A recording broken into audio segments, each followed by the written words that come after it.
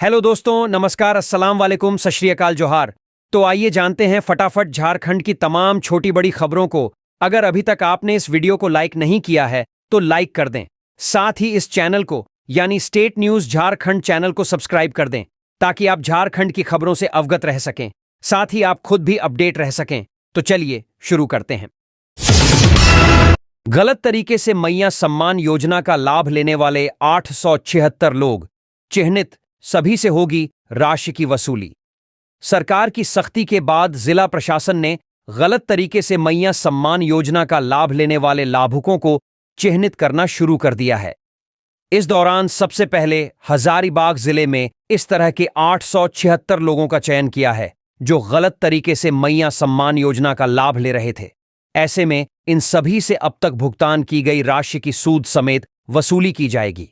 आपको बता दें कि राज्य भर में ऐसे फर्जी लाभुकों से राशि वसूली की कवायद विभागीय स्तर पर तेज कर दी गई है। सामाजिक सुरक्षा कोषांग, हजारीबाग और प्रखंड प्रशासन की ओर से की गई गहन जांच के दौरान फर्जी लाभुकों की सूची तैयार की गई है। इस दौरान इचाक प्रखंड के दरिया पंचायत में सबसे अधिक फर्जी लाभुक पाए गए हैं। अधिकारियों का कहना है कि फर्जी लाभुकों की संख्या अभी और बढ़ सकती है। अधिकारियों का कहना है कि जिले के किसी भी प्रखंड का कोई भी पंचायत इससे अछूता नहीं है। जांच के दौरान इस बात का भी खुलासा हुआ कि 2-3 पुरुष अभ्यर्थी मैया सम्मान योजना का लाभ ले रहे हैं। ऐसे लोगों को विशेष तौर पर चिन्हित किया गया है। ऐसे लोगों के खिलाफ अलग से कानूनी कार्रवाई की जाएगी। अधिकारियों ने बताया कि पत्र निर्गत से 15 दिनों के अंदर क्षेत्र की आंगनबाड़ी सेविका, पंचायत सचिव समेत अन्य लोग घर घर जाकर लाभुकों का सत्यापन कर विभाग को सूची सौंपेंगे। इस दौरान फर्जी लाभुकों को राशि की वसूली का निर्देश देंगे। सभी को 15 दिनों का समय दिया गया है। इस दौरान राशि की वापसी नहीं करने पर उनके खिलाफ विभागीय कार्रवाई करते हुए राशि की वसूली की जाएगी। बता दें कि लाभुकों के चयन में आंगनबाड़ी सेविका, पंचायत सचिव, वार्ड सदस्य और मुखिया से सत्यापन कराया गया था। इसके बाद भी इतनी बड़ी संख्या में फर्जी लाभुकों द्वारा गलत ढंग से सरकारी योजना का लाभ लेना पंचायत प्रतिनिधियों और प्रखंड कर्मियों की लापरवाही को दर्शाता है। ऐसे में जरूरत पड़ी तो पंचायत प्रतिनिधियों और कर्मियों पर भी गाज गिर सकती है। शिक्षा मंत्री रामदास सोरेन ने की समीक्षा बैठक, कहा, नहीं बर्दाश्त करेंगे कोताही। शिक्षा मंत्री रामदास सोरेन ने शिक्षा विभाग की कोल्हान स्तरीय बैठक की। बैठक में शिक्षा मंत्री ने कहा कि कोताही बर्दाश्त नहीं की जाएगी। उन्होंने कहा कि परीक्षा से कोई छात्र वंचित न रहे, इसे लेकर व्यवस्था की जा रही है। जमशेदपुर दौरे पर आए झारखंड के शिक्षा मंत्री रामदास सोरेन ने बिष्टुपुर स्थित निर्मल गेस्ट हाउस सभागार में शिक्षा विभाग की कोल्हान स्तरीय बैठक की, जिसमें शिक्षा सचिव के साथ साथ तीनों जिला के उपायुक्त सहित सभी शिक्षा पदाधिकारी मौजूद रहे। घंटों तक चले इस बैठक में मंत्री रामदास सोरेन ने सभी अधिकारियों को शिक्षा का स्तर बढ़ाने के लिए आवश्यक दिशा निर्देश दिए। बैठक में कई त्रुटियों पर चर्चा की गई, जिसमें शिक्षक की कमी, स्कूल भवन की जर्जर स्थिति शामिल रही। मंत्री रामदास सोरेन ने जिस विद्यालय में जो कमी है उसे जल्द दूर करने की बात कही। वहीं उन्होंने कहा कि शिक्षा में कोताही किसी हाल में बर्दाश्त नहीं की जाएगी। हर हाल में शिक्षा की गुणवत्ता बढ़ाने का प्रयास राज्य सरकार कर रही है। पिछली सरकार में बंद विद्यालयों को भारत सरकार की नई शिक्षा नीति के तहत मातृभाषा से पढ़ाई उन्हीं विद्यालयों से शुरू करें, इसको लेकर भी प्रयास जारी है। शिक्षा मंत्री रामदास सोरेन ने बताया कि शिक्षकों की कमी को भी दूर कर लिया जाएगा। राज्य में शिक्षा कैसे बेहतर हो, उस पर सरकार काम कर रही है। बातचीत के दौरान शिक्षा मंत्री ने मैट्रिक और इंटर की परीक्षा की लेकर बड़ी बात कही है। उन्होंने बताया कि ग्रामीण क्षेत्रों में जो छात्र ऑनलाइन एडमिट कार्ड डाउनलोड करने में असमर्थ रहे हैं, अब इन छात्रों को उनके स्कूल और कॉलेज के प्रिंसिपल द्वारा एडमिट कार्ड उपलब्ध कराया जाएगा ताकि कोई भी छात्र परीक्षा से वंचित न रह सके। ऑनलाइन एडमिट कार्ड न होने पर भी छात्र को परीक्षा में बैठने की अनुमति होगी। उन्होंने बताया कि कई ग्रामीण क्षेत्रों में इंटरनेट की समस्या और तकनीकी संसाधनों की कमी के कारण कई छात्र अपने एडमिट कार्ड डाउनलोड नहीं कर पाए हैं। इस स्थिति को ध्यान में रखते हुए यह निर्देश दिया गया है कि स्कूल और कॉलेज प्रशासन स्वयं छात्रों तक एडमिट कार्ड पहुंचाएंगे। छात्रों के भविष्य को सुरक्षित रखने और उन्हें परीक्षा में शामिल होने का पूरा मौका देने के लिए यह निर्णय लिया गया है। इस निर्णय के बाद अब स्कूल और कॉलेज के प्रिंसिपल की जिम्मेदारी बढ़ गई है। उन्हें यह सुनिश्चित करना होगा कि जिन छात्रों ने अब तक एडमिट कार्ड नहीं प्राप्त किया है, उन्हें समय पर उनके एडमिट कार्ड सौंपा जाए। यदि किसी छात्र को अब तक एडमिट कार्ड नहीं मिला है, तो वे अपने स्कूल या कॉलेज के प्राचार्य से संपर्क कर सकते हैं। दिल्ली चुनाव परिणाम से झारखंड बीजेपी उत्साहित, बाबूलाल मरांडी ने कहा, जनता ने भ्रष्टाचार को नकारा। दिल्ली विधानसभा चुनाव में बीजेपी को मिली जीत के बाद करीब 27 साल बाद भाजपा अपनी सरकार बनाने जा रही है। बीजेपी दिल्ली की गद्दी पर लंबे अरसे बाद काबिज होने में सफल रही। 13 अक्टूबर 1998 से 3 दिसंबर 98 तक बीजेपी की सुषमा स्वराज मुख्यमंत्री रही थीं। इसके बाद शीला दीक्षित लगातार 15 वर्षों तक दिल्ली की मुख्यमंत्री रहीं। 2013 में आम आदमी पार्टी कांग्रेस के हाथ से सत्ता लेने में सफल रही और लगभग 11 वर्षों तक दिल्ली की गद्दी पर काबिज रही। दिल्ली विधानसभा चुनाव में भाजपा की जबरदस्त जीत से प्रदेश बीजेपी में खुशी की लहर है। बीजेपी प्रदेश अध्यक्ष बाबूलाल मरांडी ने प्रतिक्रिया व्यक्त करते हुए कहा कि जिस तरह से दिल्ली की जनता भ्रष्टाचार से त्रस्त थी, उसके खिलाफ मत प्रकट किया है। दिल्ली विकास के मामले में पिछड़ चुका है। खासकर सड़कों की जो स्थिति थी, उससे जनता परेशान थी। उन्होंने कहा कि प्रधानमंत्री नरेंद्र मोदी के प्रति दिल्ली के लोगों ने विश्वास जताकर यह प्रमाणित कर दिया है कि वो विकास चाहते हैं। इधर बीजेपी से राज्यसभा सांसद दीपक प्रकाश ने दिल्ली चुनाव परिणाम को ऐतिहासिक बताते हुए कहा कि वहां की जनता ने केजरीवाल के झूठ और फरेब वाली आपदा सरकार को नकार दिया है। उन्होंने कहा कि अरविंद केजरीवाल तो खुद हारे और अपनी पार्टी की पूरी नया भी डुबोने का काम किया है। उन्होंने कहा कि आज लोकतंत्र की जीत हुई है, डबल इंजन की जीत हुई है और मोदी जी की गारंटी की जीत हुई है। सांसद ने कहा कि केजरीवाल आज हारे नहीं, बल्कि जनता उन्हें मन से निकालने का काम किया है। वहीं कांग्रेस की आलोचना करते हुए कहा कि कांग्रेस नाम का कोई अब संगठन नहीं है, वह बैसाखी पर चलने वाली पार्टी रह गई है। उन्होंने बिहार में मजबूत एनडीए होने का दावा करते हुए कहा कि वहां भी हम जीतेंगे। अमेरिका से भारतीयों को अपमानजनक डिपोर्ट करने पर रांची में कांग्रेस का प्रदर्शन, कहा, देश से माफी मांगे प्रधानमंत्री मोदी। अमेरिका द्वारा भारतीय नागरिकों को बेड़ियों और जंजीरों में जकड़कर अमानवीय रूप से सेना के विमान से भारत भेजे जाने और इस मुद्दे पर पीएम मोदी की चुप्पी को कांग्रेस हर भारतीय का अपमान बता रही है। हाथ में हथकड़ी और पैर में बेड़ियां लगाकर भारतीयों को डिपोर्ट किए जाने के विरोध में शनिवार को अखिल भारतीय कांग्रेस के आह्वान पर झारखंड प्रदेश कांग्रेस ने अध्यक्ष केशव महतो कमलेश के नेतृत्व में कांग्रेस भवन से परमवीर अल्बर्ट एक्का चौक तक आक्रोशपूर्ण विरोध मार्च निकाला। कांग्रेसी कार्यकर्ताओं ने प्रधानमंत्री नरेंद्र मोदी का पुतला दहन किया। प्रदेश कांग्रेस अध्यक्ष केशव महतो कमलेश ने कहा कि भारतीय नागरिकों के साथ किए गए अमेरिकी ट्रंप सरकार के कृत्य ने पूरे विश्व में भारत को शर्मसार किया है। इस मामले में कड़ा विरोध दर्ज करने की बजाय विदेश मंत्री द्वारा अमेरिकी सरकार का पक्ष लिया जा रहा है। वहीं प्रधानमंत्री ने चुप्पी साध रखी है।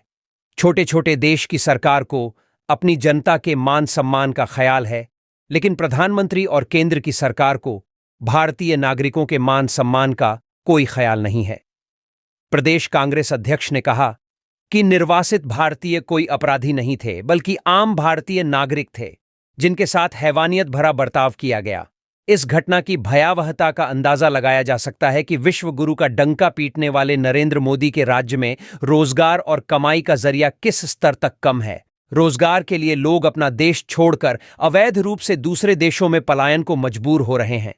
आज हर वह भारतीय शर्मिंदा है जिन्होंने नरेंद्र मोदी के आह्वान पर डोनाल्ड ट्रंप के भारत आगमन पर नमस्ते ट्रंप और ताली बजाने का काम किया था। यह भारत का दुर्भाग्य है कि मोदी सरकार द्वारा घोटालेबाज और अपराधियों को वैध तरीके से देश के बाहर ससम्मान भेजा जाता है और रोजगार की तलाश में आम लोगों को अवैध रूप से दूसरे देश में जाना पड़ रहा है। ग्रामीण विकास मंत्री दीपिका पांडेय सिंह ने कहा कि नरेंद्र मोदी के खास दोस्त डोनाल्ड ट्रंप ने भारतीय प्रवासियों के साथ अमानवीय व्यवहार करके भारत के प्रति अपने रुख का इशारा कर दिया है। कोलंबिया जैसे देश ने अमेरिकी जहाज को उतरने नहीं दिया और ससम्मान अपने नागरिकों को वापस लाया। उन्होंने कहा कि कांग्रेस के शासनकाल में भारतीय विदेश नीति ऐसी थी कि भारतीयों को विश्व में कहीं शर्मसार नहीं होना पड़ता था। आज मोदी शासनकाल में देश के अंदर और बाहर जनता अपमानित हो रही है। इस शर्मनाक हरकत के लिए प्रधानमंत्री को देश से माफी मांगनी चाहिए। झारखंड में 11 फरवरी से मैट्रिक और इंटर की परीक्षा। दुमका डीसी ने परीक्षा केंद्रों पर मूलभूत सुविधाएं सुनिश्चित करने का दिया निर्देश। दुमका के समाहरणाल सभागार में डीसी आंजनेयुलु दोड्डे की अध्यक्षता में मैट्रिक एवं इंटरमीडिएट परीक्षा 2025 के सफल संचालन और विधि व्यवस्था बनाए रखने को लेकर बैठक आयोजित की गई। बैठक में डीसी ने कहा कि निष्पक्ष एवं कदाचार मुक्त परीक्षा हम सभी की जिम्मेदारी है। किसी भी स्थिति में कदाचार की सूचना नहीं मिलनी चाहिए। औचक निरीक्षण के दौरान अगर कदाचार करते परीक्षार्थी पाए गए तो सख्त कार्रवाई की जाएगी। उन्होंने कहा, परीक्षा के लिए प्रतिनियुक्त स्टैटिक एवं पेट्रोलिंग मजिस्ट्रेट विभागीय निर्देशों के अनुरूप कदाचार मुक्त ढंग से परीक्षा का संचालन सुनिश्चित कराएं।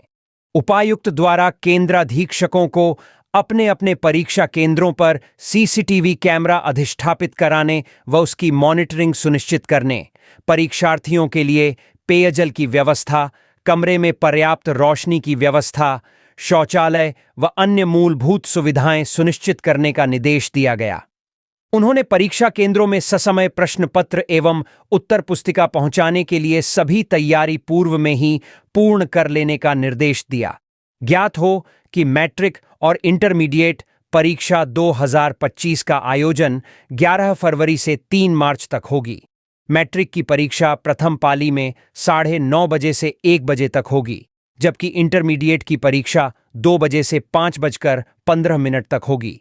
इस वर्ष माध्यमिक परीक्षा 2025 के लिए दुमका जिला में कुल 62 परीक्षा केंद्र बनाए गए हैं, जिसमें कुल 14,888 परीक्षार्थी शामिल होंगे।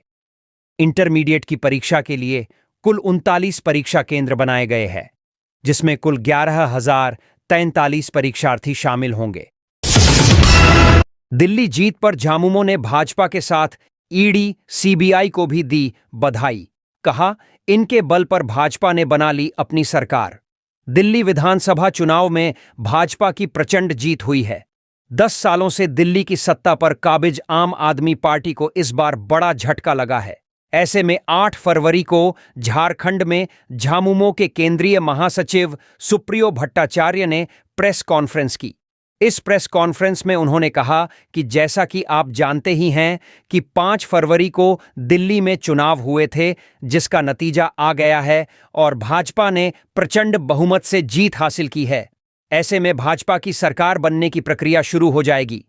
उन्होंने कहा कि इस जीत के लिए भाजपा को बधाई, जिसने ईडी, सीबीआई और ईसीआई के बल पर अपनी सरकार बना ली, और इस जीत में भारत सरकार का भी बहुत बड़ा योगदान है। केंद्र सरकार के सभी एक अघोषित आपातकाल के निर्णय से साफ हो गया था कि सरकार किसकी बनेगी। 2014 में जब मोदी की सरकार बनी थी तो गंगा सफाई के लिए एक मंत्रालय बनाई गई। उसके बाद कितना गंगा साफ हुआ, कितना पैसा खर्च हुआ, ये आज भी समझ से परे है। दिल्ली को आज तक पूर्ण राज्य का दर्जा भी नहीं मिल पाया है। अब ऐसे में 15 साल शीला दीक्षित की सरकार और 11 साल के अरविंद केजरीवाल की सरकार के बाद इस सरकार से उम्मीद है कि दिल्ली को पूर्ण राज्य का दर्जा मिलेगा। दिल्ली में प्रदूषण और यमुना की सफाई पर भाजपा को काम करने की जरूरत है। झारखंड से सीख लेकर भाजपा ने दिल्ली में भी माता बहनों को 2500 रुपए देने का निर्णय लिया है। ऐसे आने वाले समय में कई राज्यों में होने वाले चुनाव में महिला सम्मान का मुद्दा होगा, जिस पर मुहर सीएम हेमंत ने लगाया है। आगे उन्होंने कहा कि हमारी आशा थी कि गठबंधन में चुनाव लड़े, लेकिन आम आदमी पार्टी ने साफ कर दिया कि वे गठबंधन में चुनाव नहीं लड़ेंगे।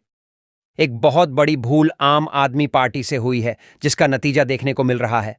राजनीतिक भूल हो चुकी है, लेकिन इससे अब सबक लेने की जरूरत है। झारखंड कांग्रेस में बड़े बदलाव की तैयारी, बदले जा सकते हैं सभी जिलाध्यक्ष।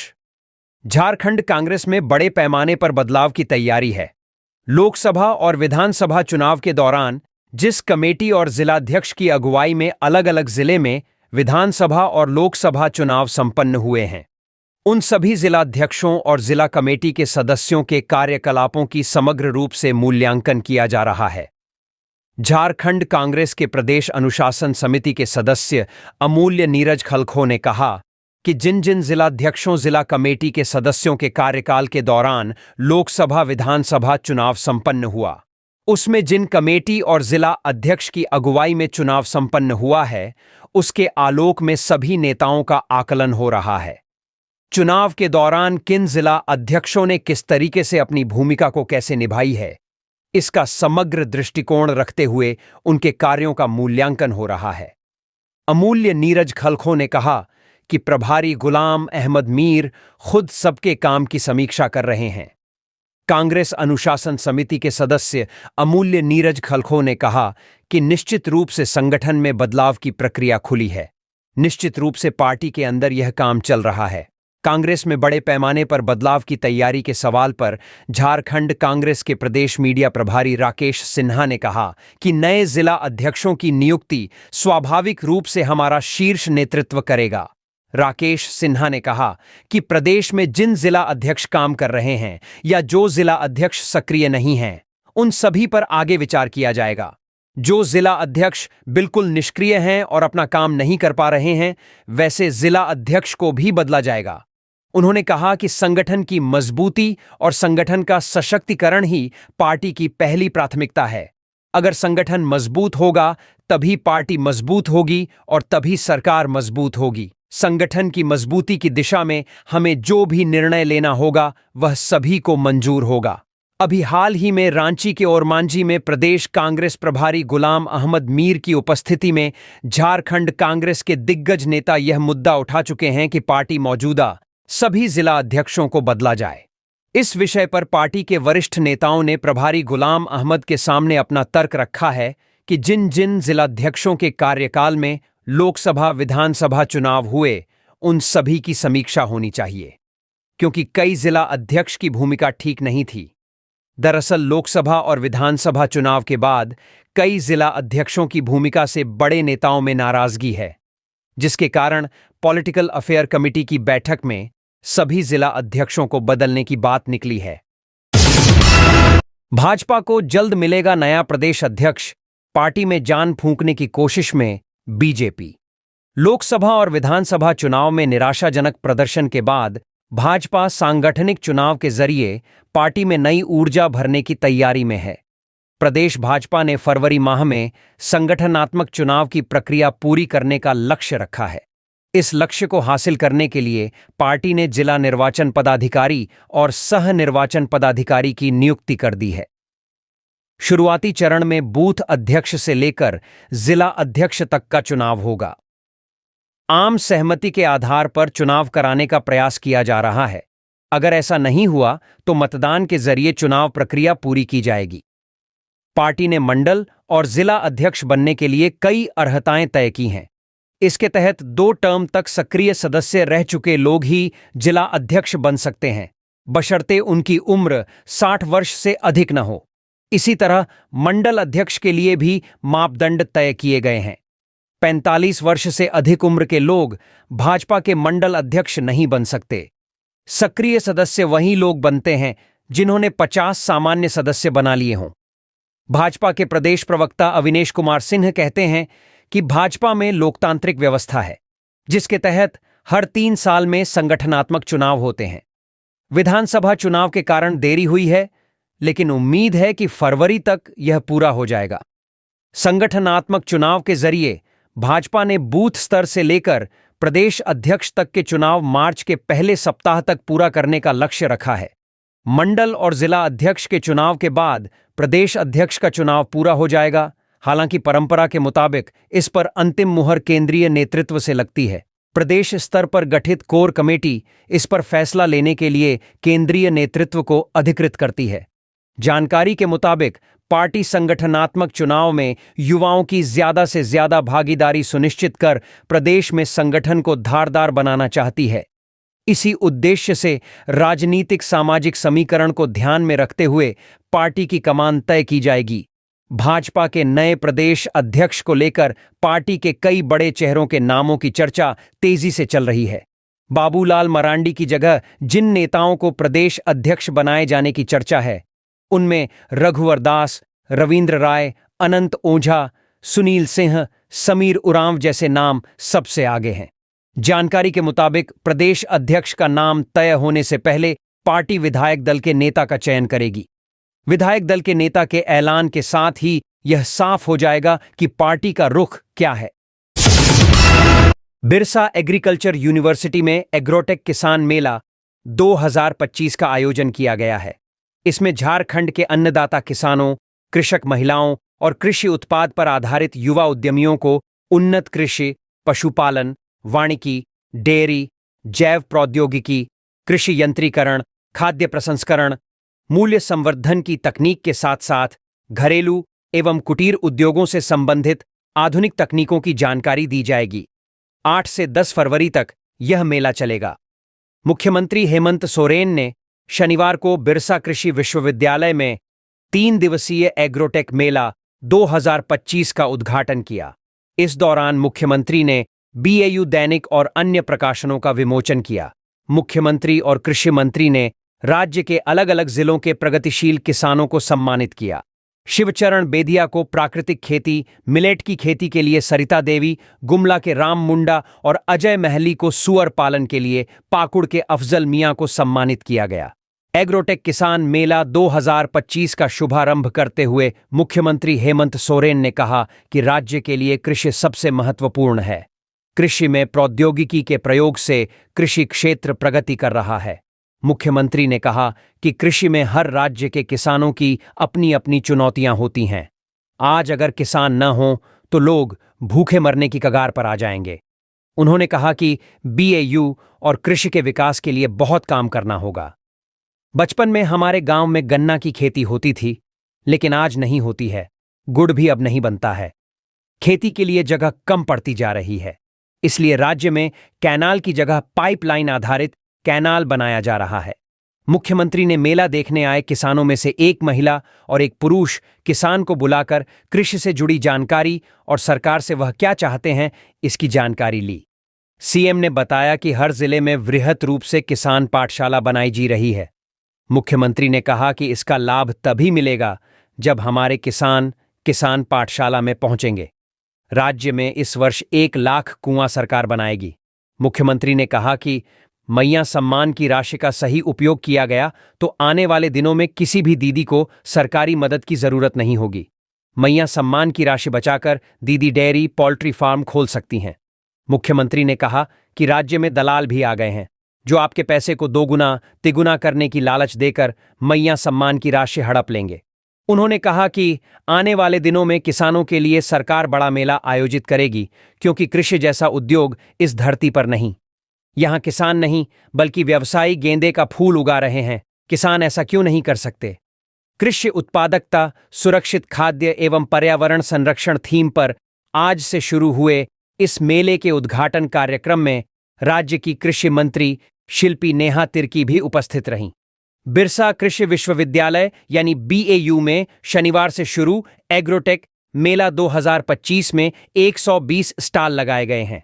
मेले में बिरसा कृषि विश्वविद्यालय के अलग अलग विभागों, विश्वविद्यालयों, 11 महाविद्यालय की इकाइयों, 3 क्षेत्रीय अनुसंधान केंद्रों और 24 जिलों के कृषि विज्ञान केंद्रों के साथ साथ झारखंड में कार्यरत भारतीय कृषि अनुसंधान परिषद के शोध संस्थान, कृषि से संबंधित विभाग, बीज, कृषि यंत्र एवं उर्वरकों के निर्माता एवं विक्रेता, बैंक एवं वित्तीय संस्थान तथा स्वयंसेवी संगठन की सेवाएं एवं उत्पाद प्रदर्शित किए गए हैं। राज्य की कृषि मंत्री ने कहा कि खाद्यान्न मामलों में देश को आत्मनिर्भर बनाने के उद्देश्य के साथ तत्कालीन प्रधानमंत्री इंदिरा गांधी ने बीएयू की स्थापना की थी। समय के साथ हर तरफ बदलाव हुए हैं, लेकिन शायद हम में कोई कमी रह गई कि बीएयू लगातार रैंकिंग में पिछड़ता चला गया। पूर्व की सरकारों ने बीएयू पर ध्यान नहीं दिया। विश्वविद्यालय के वैज्ञानिक, कर्मचारी, अन्नदाताओं के साथ कदम से कदम मिलाकर चले। अब तक की सरकारों ने किसानों के लिए ज्यादा काम नहीं किया। बीज उत्पादन में राज्य पिछड़ा हुआ है, जबकि अन्य कई राज्य आगे निकल गए हैं। 365 दिन अपनी भूमि पर फसल लगानी होगी। मैया सम्मान योजना से ग्रामीण अर्थव्यवस्था मजबूत हो रही है। बीएयू एग्रोटेक मेला 2025 का समापन समारोह 10 फरवरी को अपराह्न 2:30 पर होगा, जिसके मुख्य अतिथि राज्यपाल संतोष कुमार गंगवार होंगे। समापन समारोह में विधानसभा अध्यक्ष रविंद्रनाथ महतो तथा कृषि मंत्री शिल्पी नेहा तिर्की अतिथि के रूप में शामिल होंगी। मेले के दूसरे दिन यानी 9 फरवरी को महिला कृषक गोष्ठी में कृषि मंत्री शिल्पी नेहा तिर्की के साथ साथ विधायक कल्पना सोरेन भी अतिथि के रूप में भाग लेंगी। वहीं पशु पक्षी प्रदर्शनी के मुख्य अतिथि खिजरी विधायक राजेश कच्छप होंगे। बीएयू एग्रोटेक किसान मेले में 120 स्टॉल लगाए गए हैं, जिसमें फल, फूल, सब्जी, मसाले, सजावटी सामान, औषधियां एवं सुगंधीय पौधों से संबंधित उद्यान प्रदर्शनी, पशु पक्षी प्रदर्शनी, कृषि यंत्र प्रदर्शनी मुख्य है। एग्रोटेक किसान मेला के मुख्य आकर्षण धान, दलहनी एवं तेलहनी फसलों की उत्पादन तकनीक तथा फूलों एवं सब्जियों की संरक्षित खेती का जीवंत प्रदर्शन के साथ साथ विश्वविद्यालय एवं अन्य सार्वजनिक निजी संस्थानों द्वारा कृषि यंत्र, कृषि रसायन, कृषि साहित्य का प्रदर्शन एवं बिक्री होगी। बीएयू एग्रोटेक किसान मेले के दौरान फसल एवं सब्जियों के संकर बीज एवं पौध सामग्री की प्रदर्शनी एवं बिक्री भी आज से शुरू हुई और बड़ी संख्या में लोग मेला देखने पहुंच रहे हैं। मेले में पशुपालकों को मिट्टी व पानी की जांच की निःशुल्क सुविधा, पशु रोगों की जांच व निदान के लिए परामर्श भी उपलब्ध कराया जाएगा। सीता सोरेन की घर वापसी की अफवाह पर लगा विराम। राहें नहीं हैं आसान। राजनीति में न तो कोई स्थायी दोस्त होता है और न ही स्थायी दुश्मन। यही वजह है कि नेता को दल बदलते देर नहीं लगती। हाल के वर्षों में झारखंड की राजनीति को देखें तो कई ऐसे नेता हैं जो एक झटके में दल बदलकर दूसरे नाव पर सवार हो गए। झारखंड की राजनीति में सत्ता झामुमो और भाजपा के इर्द गिर्द रहती है, इसलिए दल बदल भी सबसे ज्यादा इन्हीं दोनों दलों में देखने को मिलती है। खासकर चुनाव के समय नेताओं के आने जाने का सिलसिला काफी तेज हो जाता है। हाल के वर्षों में देखें तो झामुमो छोड़ भाजपा का दामन थामने वाले नेताओं की एक लंबी लिस्ट आपको मिल जाएगा। खासकर संताल परगना प्रमंडल की बात करें तो इसे झामुमो का गढ़ माना जाता है। इसके बावजूद पार्टी के कई वरिष्ठ नेताओं ने झामुमो छोड़ भाजपा का दामन थाम लिया, लेकिन भाजपा में राजनीतिक सफलता नहीं मिलने पर देर सबेर घर वापसी कर ली। समय समय पर संताल परगना प्रमंडल से स्टीफन मरांडी, स्वर्गीय साइमन मरांडी, हेमलाल मुर्मू, सीता सोरेन, दिनेश विलियम मरांडी, लोबिन हेम्ब्रम ने झामुमो को बाएं बाएं बोला। समय के साथ स्टीफन मरांडी, साइमन मरांडी और हेमलाल मुर्मू ने घर वापसी की और झामुमो के टिकट पर विधायक चुने गए। इसके अलावे पूर्व सीएम चंपई सोरेन भी झामुमो छोड़ भाजपा का दामन थाम चुके हैं। वैसे भाजपा के टिकट पर चंपई सोरेन विधायक बनने में सफल रहे, लेकिन आज के समय में संगठन में उनकी भूमिका नजर नहीं आती। इस सब के बीच समय समय पर एक अफवाह उड़ती है। कभी सीता सोरेन की घर वापसी की खबर फिजा में तैरती है तो कभी चंपई सोरेन की। समय बीतने के साथ साथ इस अफवाह पर विराम लग जाता है। इस अफवाह की क्या सच्चाई है यह तो नहीं कहा जा सकता, लेकिन इतना जरूर है कि धुआं देखकर आग लगने का अंदाजा लगाया जाता है। राजनीति के जानकार बताते हैं कि सीता हो या चंपई, फिलहाल झामुमो में घर वापसी इतना आसान नहीं रहा। इसके पीछे कई कारण हैं। पहले पार्टी में दिसोमगुरु शिबू सोरेन की सक्रियता थी। आज के समय में शारीरिक अस्वस्थता के कारण गुरुजी सक्रिय राजनीति से दूर हो गए हैं। पार्टी की कमान हेमंत सोरेन के हाथ में है। हेमंत सोरेन के जेल जाने के बाद कल्पना सोरेन और बसंत सोरेन ने संकट के समय पार्टी और संगठन की बागडोर अपने हाथों में रखकर पार्टी को मजबूती प्रदान की। इससे पार्टी और संगठन में कल्पना और बसंत का कद ऊंचा हुआ। आज के समय में संगठनात्मक निर्णय लेने में दोनों की सहमति आवश्यक प्रतीत होता है। ऐसी स्थिति में सीता सोरेन हो या चंपई सोरेन, लोबिन हेम्ब्रम हो या दिनेश विलियम मरांडी, घर वापसी की राहें आसान नहीं दिखती। वर्तमान समय में इन नेताओं की घर वापसी की राहें आसान नहीं हैं।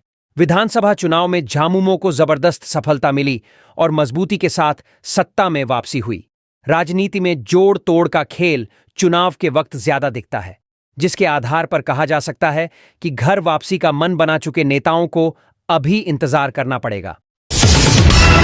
एक आदेश ने स्वास्थ्य विभाग में मचा दिया हड़कंप।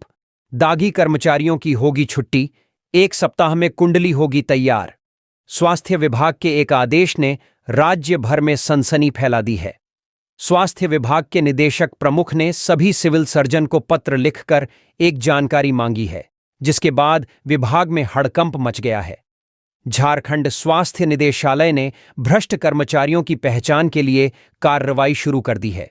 स्वास्थ्य विभाग के निदेशक प्रमुख डॉक्टर CK शाही ने सभी मेडिकल कॉलेज के अधीक्षक, धनबाद, बोकारो सहित सभी जिलों के सिविल सर्जन को पत्र लिखकर भ्रष्टाचार में संलिप्त कर्मचारियों की सूची मांगी है। निदेशक प्रमुख ने जारी पत्र में कहा है कि उन अधीक्षकों अथवा सिविल सर्जनों पर भी कार्रवाई होगी जो दागी अथवा भ्रष्टाचारी क्लर्क को बचाएंगे। इसके लिए ऐसे पदाधिकारी पर अलग से कार्रवाई होगी। मतलब साफ है कि सिविल सर्जन और जिम्मेदार अधिकारियों द्वारा भेजे पत्र की भी निदेशक प्रमुख जांच करा सकते हैं। हाल के दिनों में जिस तरह से एक से बढ़कर एक आरोप धनबाद जिले के सिविल सर्जन कार्यालय पर लगा है, वो काफी शर्मनाक है। ट्रांसफर पोस्टिंग में 1 लाख, ANM सर्टिफिकेट में 5,000 रुपए, चौकीदार अभ्यर्थियों को मेडिकल फिटनेस देने में घूस की शिकायत ने विभाग की खूब फजीहत कराई। धनबाद जिले का सिविल सर्जन कार्यालय भ्रष्टाचार का अड्डा बना हुआ है। इस कार्यालय में नियुक्त प्रतिनियुक्त कई क्लर्क पर गंभीर आरोप है।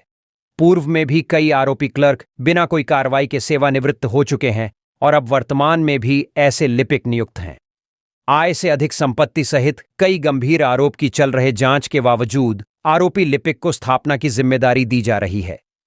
हाल के दिनों में ट्रांसफर पोस्टिंग में घूस, मेडिकल फिटनेस और पास आउट ANM को सर्टिफिकेट के बदले पैसे की मांग ने विभाग में खलबली मचा दी। निदेशक प्रमुख ने सीधे तौर पर 7 दिनों के अंदर दागी क्लर्क की रिपोर्ट स्वास्थ्य निदेशालय को समर्पित करने को कहा है। स्वास्थ्य विभाग में कई ऐसे क्लर्क हैं जिन पर विभिन्न प्रकार के आरोप लग रहे हैं। कई पर भ्रष्टाचार के तहत जांच भी चल रही है। निदेशक प्रमुख की ओर से जारी पत्र में कहा गया है कि वैसे सिविल सर्जन पर भी कार्रवाई होगी जो दागी और भ्रष्टाचार लिप्त कर्मचारी को बचाएंगे। इधर निदेशक प्रमुख के फरमान से भ्रष्टाचार में लिप्त स्वास्थ्य कर्मियों में हड़कंप मच गया है।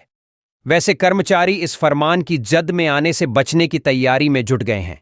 स्वास्थ्य विभाग में राज्य स्तर पर दागी कर्मचारियों की सूची बनाई जा रही है। वैसे क्लर्क, हेड क्लर्क समेत अन्य क्लर्क जो लंबे समय से एक ही जगह पर स्थापित अथवा प्रतिनियुक्ति हैं, उनकी भी सूची बनाई जा रही है। इसके अलावा जिन पर भ्रष्टाचार के आरोप लगे हैं, उसकी अप टू डेट स्थिति भी मांगी गई है। तो ये थी आज की कुछ मुख्य बड़ी खबरें। जुड़े रहे इस चैनल के साथ। ऐसे ही आपको इस चैनल के माध्यम से झारखंड की तमाम छोटी बड़ी खबरों का अपडेट मिलता रहेगा। मिलते हैं फिर से अगले वीडियो में। तब तक हमें इजाजत दीजिए। जोहार।